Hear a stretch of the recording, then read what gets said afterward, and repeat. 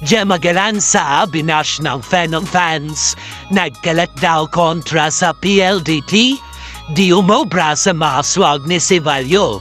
Valdez late nang ipinapapasok. Gemma pinilit pa rin ibabad ni Coach Sherwin. Pero bago yan mga kachismosang, please do not forget to subscribe and click the notification bell para update ka sa ating mga video. Sandamakmak na yun na bashing ang natamo ni Gemma Galanza after nitong lumaban sa PLDT high-speed hitters. Tila di nagustuhan ng mga Creamline fans ang performance ni Gemma. Ayon niya sa netizens, kulang na hulang daw ang gawang performance ni Gemma kaya't natalo ang Creamline. Sa laban niya nila ay tila si Bernadette Pons lang ang talagang kumakamada ng puntos para sa Creamline.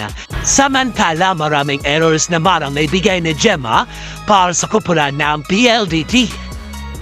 Dito nga pumutok ang inis ng mga fans ni Phenom Valdez dahil di na ito ibinabad ni Coach Sherwin kung saan ay crucial game na.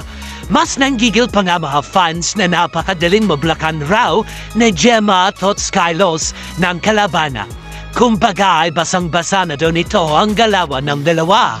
Samantala di masyadong napapansin ni Coach She, si Valdez kahit limited time lamang nabibigyan ito para sa kanya.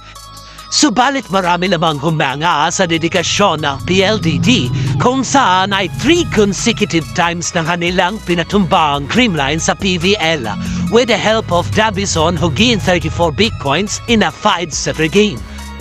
Maliban kay Davison ay humanga din ang ibang PLDT fans kay Cevallos dahil sa kanyang all-around performance in offense and defense. Marami nga ang pumuri sa kanya. Ito nga ang mga reaksyon ng fans sa performances ng PLDT kontra sa Creamline Coast Smashers.